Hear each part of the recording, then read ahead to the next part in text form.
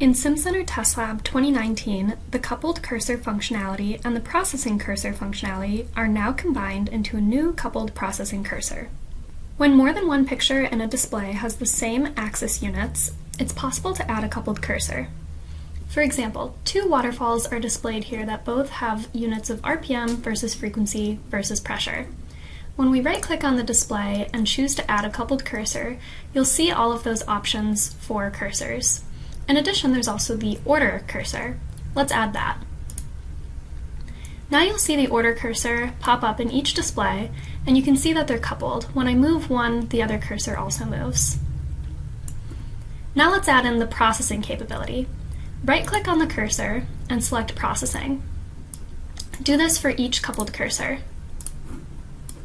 Now drag both processing blocks into a front back. As we move the cursors around, the order data will update in the front back.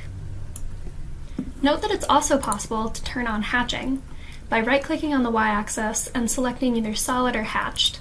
This can give a nice visual indication of which curve has the higher amplitude at a particular RPM value.